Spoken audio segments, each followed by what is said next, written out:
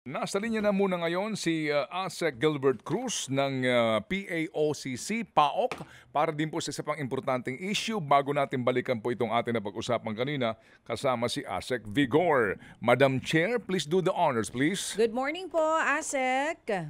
Yusek? Good Yusek. morning po. Yusek.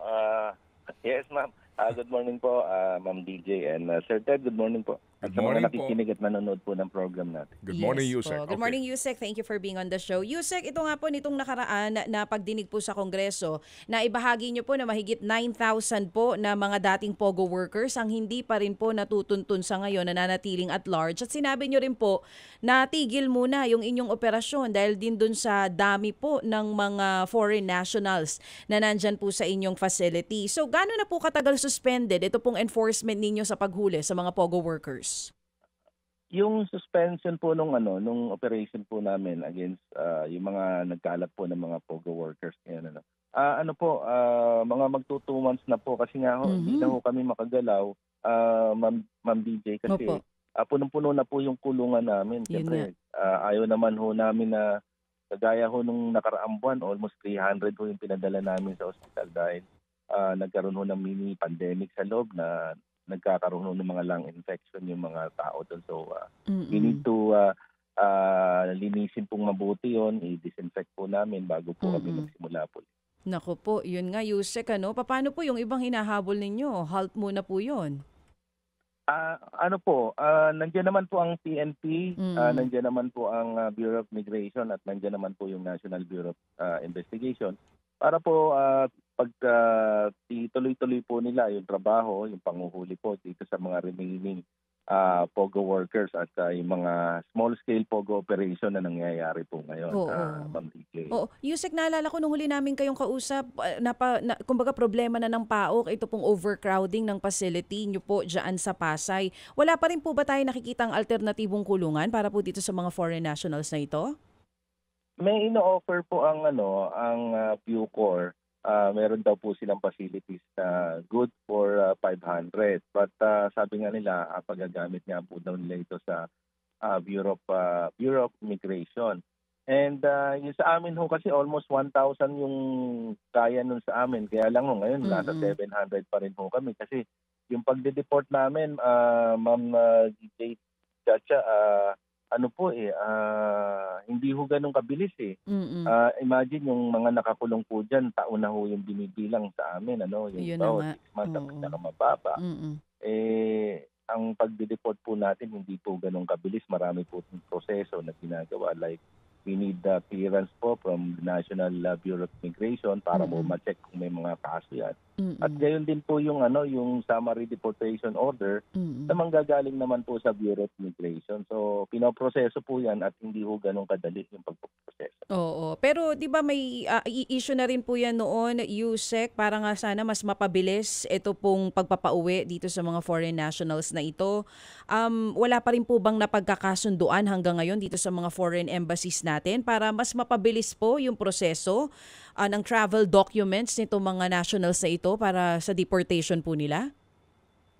Ang sa mga embassies po, Ma'am DJ, mabilis naman po mabilis po silang nagbibigay ng mga travel documents kasi kilala po nila at may mga passport naman at may mga record po sila dito po sa kanilang mga embahada.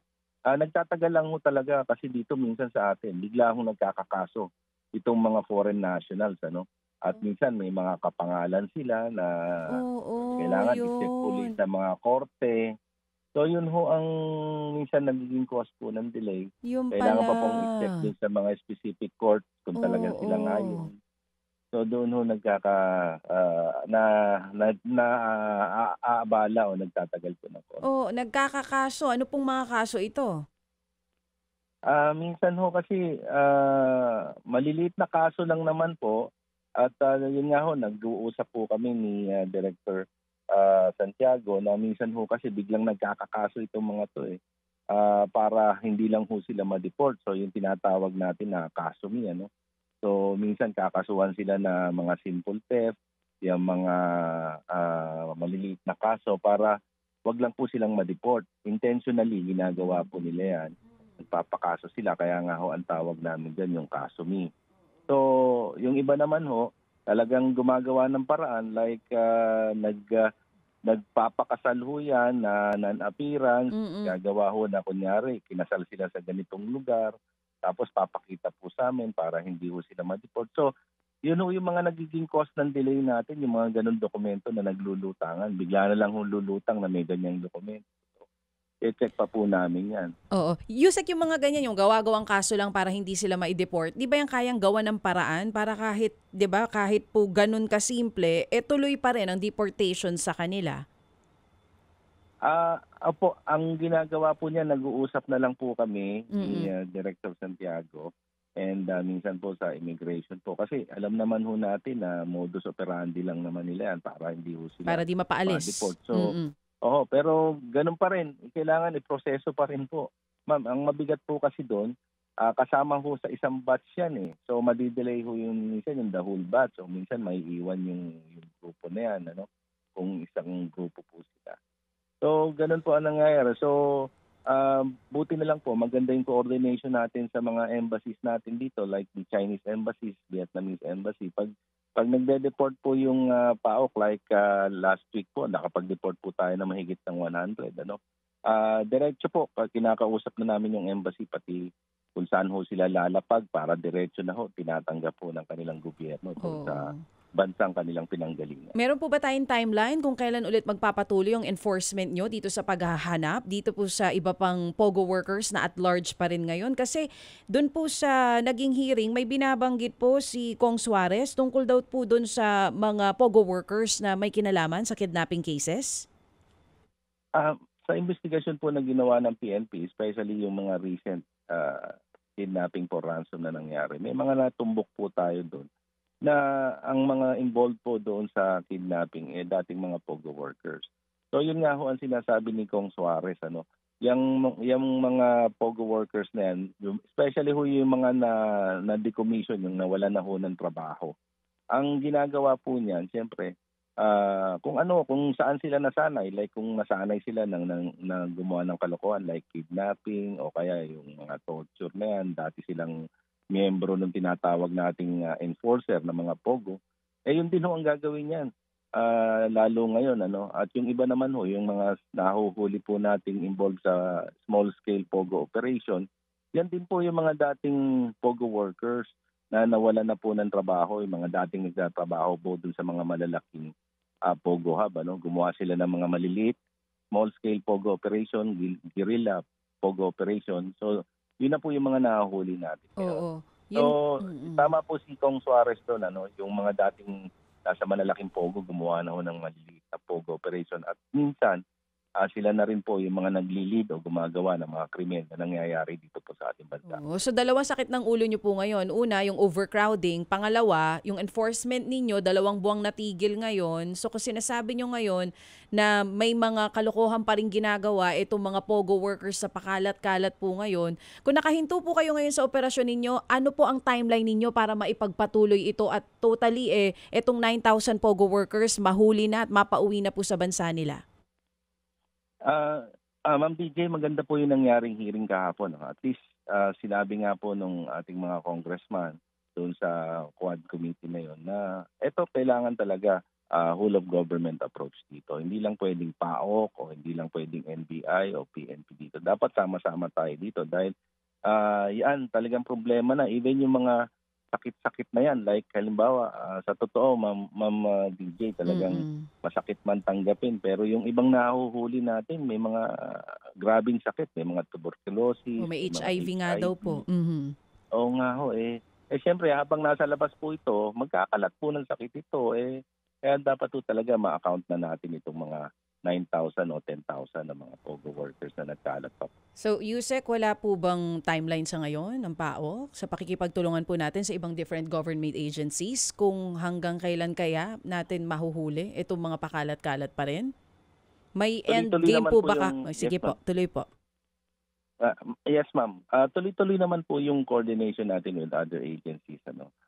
Kahit na po talagang, ang PAOK lang naman ho ang tumigil but the other agencies are continuing yung efforts po nila sa panguhuli po dito sa mga POGO na yan. But This time sabi nga namin kailangan mag-focus talaga tayo dun sa mga nagkalat, yung mga sinasabi nating 9,000 na yan or 10,000 na mga POGO workers na yan. Oo. Dahil yan ho talaga, wala na mga dokumento yan eh. Mm-mm. Every time pag nahuli mo yan, talagang halos wala na pakikita mga dokumento. Oo. Yusek, may binabanggit si Kong Dan tungkol po dun sa posibleng maisama sa mga kakasuhan yung mga property owners na nirerentahan itong mga POGO? Tama po, kasi alam na po nila na bawal na po yung POGO operation. And yet, kahit alam nilang bagal, pinabayaan pa rin nila o inalaw pa rin nila na gamitin yung kanilang property. So dapat, kasuhan na talaga sila. Ganyan po yung ginawa natin sa kaso po ni dating Mayor Alice Go, yung ito pong mga POGO na nahuli natin sa Central Luzon, ito pong mga POGO na nahuli natin sa parting Visayas.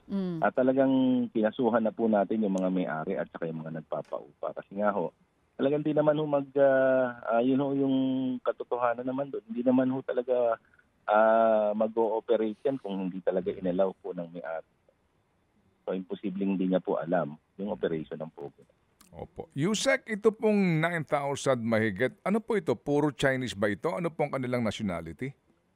Halo-halo na po ito, Manong Ted, but majority, dyan po, mga Chinese po yan. Then next, mga Vietnamese, may mga Malaysian, Indonesian, and other nationalities po. Opo. So, halo-halo na po yan, Manong Ted. Okay. Naintindihan natin yung handicap baga ng PAOK dito sa isyong ito. Pero, di ba basically immigration turf ito? Kung tutuusin naman talaga. At ang immigration, di ba, regardless kung meron kang space o walang pagkukulungan, it's their obligation na hulihin tong mga aliens na ito? Apo, nasa mandato po nila yan. Sila po talaga yung dapat nangunguna dyan sa, especially kung ang concern po talaga mga foreign nationals, Manong Ted. Immigration po talaga yan. Oo nga kasi sa totoo lang po, di ba, ang PAOK hindi lang naman POGO ang inyong responsibilidad kasi nga anti-crime kayo di ba? Lahat na huuri ng krimen, yung mga sindikatong tumatakbo dito sa Pilipinas, maaari yung tugisin. Ano ang sabi ng counterpart nyo rito sa immigration? Sa 9,000 mahigit na ito na illegal aliens ngayon na nasa Pilipinas? Unang-una, Manong Ted, talagang sa kanila naman po galing yung numero na yan. Yung 9,000 na yan. And ang hinihingi nga ho namin doon sana, yung listahan kung sino-sino po yung mga yan, kung meron po tayong data na magagamit. Para ho, every time, kahit wala ho kami kasamang taga-immigration, at least makita lang ho namin, ito, si ganito ito, nasa listahan ng mga illegal alien ito sa atin. So, saka na namin sila tatawagin para mas mabilis yung trabaho kasi talagang sasabihin naman po kasi nila talagang kulang na kulang po talaga sila sa tao. But pwede naman magtulong ang PNP and yung National Bureau of Investigation and other law enforcement agencies. So, meron lang po sana tayong data na hawak. Sige po. Saan kaya sila ngayon? Ang concentration nito, lumayo na sila sa NCR, for obvious reasons. Saan kaya sila ngayon para sa inaabot ng ating broadcast ngayon, Yusek, na maging mapagmasid ang ating mga kababayan, lalo na ho sa mga isla-isla, no, sa mga island provinces? Kadalasan po, nung nabuwag po natin yung malalaki dito sa Luzon, even dito sa NCR, may mga nagtakbuhan ho sa probinsya. No? May mga report nga po kami hanggang parte po ng North and then merong Visayas po. Nagpuntahan sila. Pero dito sa Metro Manila, Manong Ted, ang napansin namin siguro mga few days ago yung sa ginagawa naming research and yung surveillance. Meron pa rin po dito na doon sa mga condo units natin, napa 10-10, pa 50-50 na mga POGO operations. So, meron pa rin po sa Metro Manila at yung iba po nasa Visayas. Opo. Sige. So, Yusek, kami po makikibalita ulit sa inyo dito po sa inyong kampanya nga, at naunawaan po namin ang inyo pong mga sinasabi nga po na kakulangan sa inyong pagpapatupad ng inyong mandato. Basically nga, dahil sa resources, Opo. Maganda siguro, hindi pa pwedeng halimbawa, yung building nila sa Porac, di ba pwedeng maging kulungan nila yon? Good suggestion, oo. Opo, Manong Ted. Actually, yan po yung ginagawa natin ngayon, yung kulungan natin dito sa Pasay, Manong Ted. Dati pong Pogo Hub ito. Itong 6th floor na ginagamit po natin dito. Yan po ay dating Pogo na naglalaman na nga ho ng kaya ho hanggang 1,000, Manong Ted. Dahil kompleto po ng gamit at facility. Opo, opo. So, kaya naman po, Manong Ted, tingin ko basta tulong-tulong lang ho ang lahat ng mga agents. Kakayanin naman po itong problema natin sa pagkalat ng mga Pogo operation. Opo. Yung tanim kaso, sinong taong gobyerno ang kasapakat doon? Taga-immigration din? Ang tinitignan natin dito, Manong Ted, siyempre mga foreign nationals po yan at kumukuha ng mga abogado yan. Minsan na yung mga abogado talagang nagiging enterprising. Gusto sigurong pabilibin yung mga kliyente nila na foreign national at sasabihin nila na hindi ka ma-deport. So, gagawa ng mga false na kaso yan, mga fake na kaso, mga gawa-gawang kaso. So, yun po yung tinitignan namin. So every time na nakakakita po kaming gano'n, tinitignan namin kung anong law office o sino po yung abogado. Okay, sige po. So again, Yusek, salamat po sa inyo pong paliwanag at panahon sa aming pong programa. Ingat po kayo, sir. Salamat po na marami. Thank you rin po at magandang umaga po sa ating lahat. Thank you.